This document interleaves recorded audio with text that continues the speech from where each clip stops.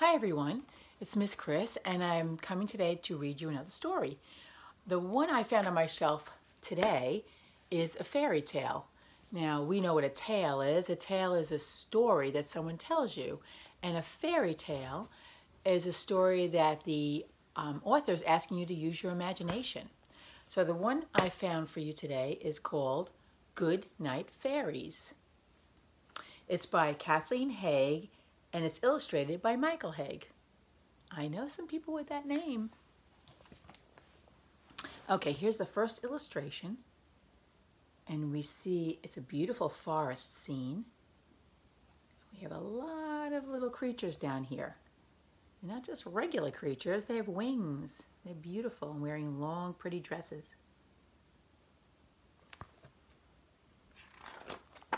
Good night, fairies. It is time for bed, said Mother. And on the first page, we see a house on a street. And it looks like it's summertime.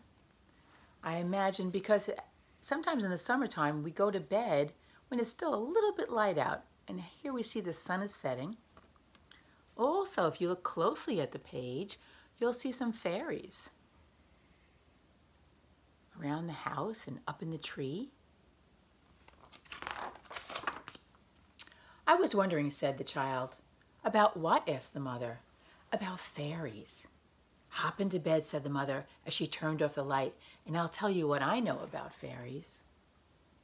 And here you see the little child getting ready to jump into bed. And here's Mommy turning out the light. And the artist has put stars on the child's ceiling. How lovely.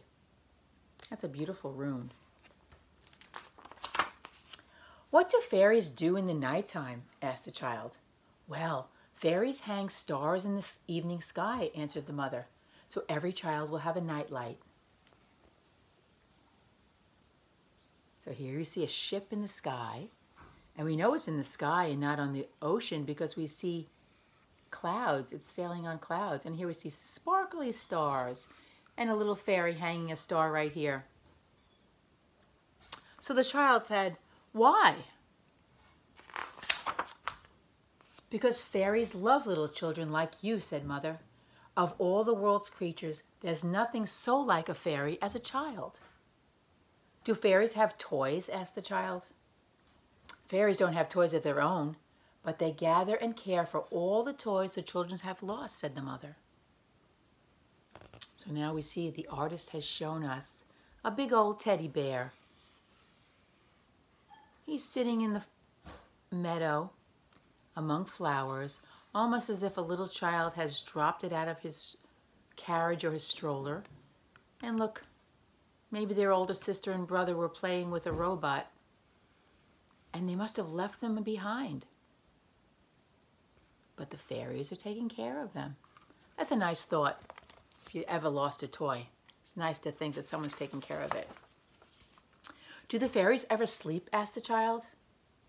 On leafy beds in secret gardens, said the mother. So here we see the fairies sleeping, rolled up on flowers.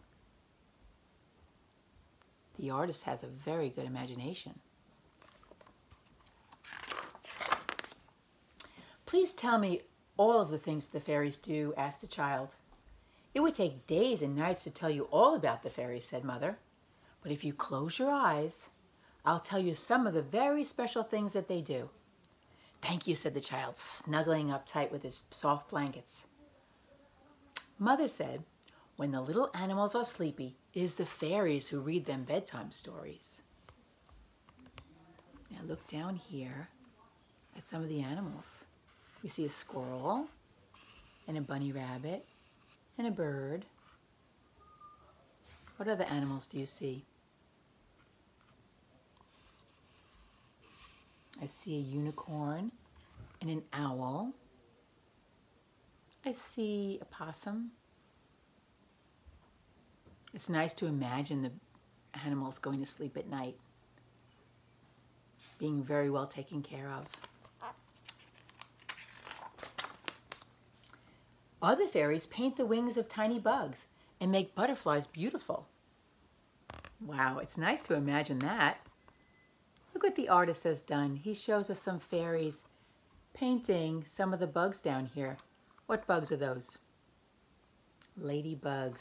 And if we look up in the corner, way up in the corner here, we see another fairy with a bucket of blue paint. And she's painting the wings of butterflies.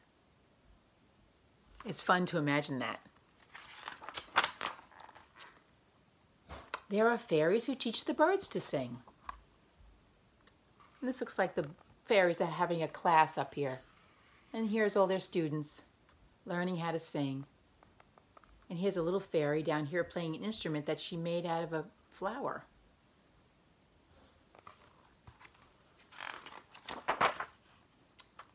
And they also teach the unicorns to fly.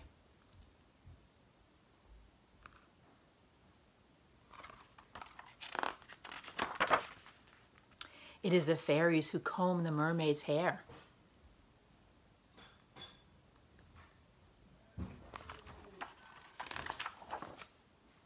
And draw rainbows to brighten the rainy days. That's beautiful.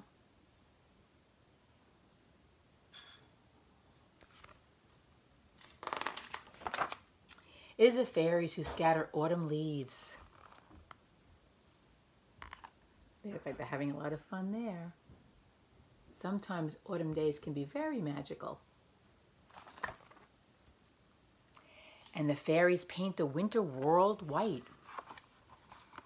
Sometimes on a winter day, after it snowed and the sun is shining and we look out the window and we see sparkly, sparkly trees, and wow, imagine it. Imagine thinking that a fairy has made that all so sparkly.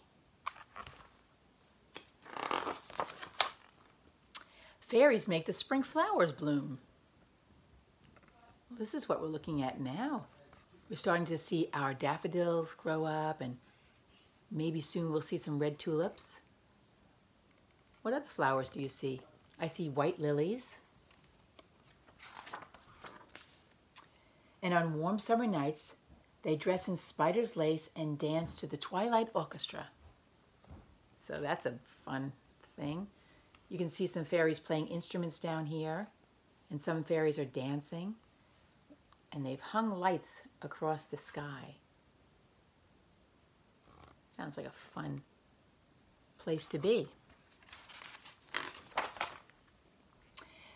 And when the little ones close their eyes and they go to sleep, it is the fairies who welcome them to dreamland. And here the artist is showing us a child going over to an island he's calling Dreamland. And up in the sky is the man in the moon, and he has a wand. And he's spreading sparkly stardust through the sky. Makes it all look very magical. "Good night," whispered Mother, but the child was already fast asleep and far, far away in Dreamland.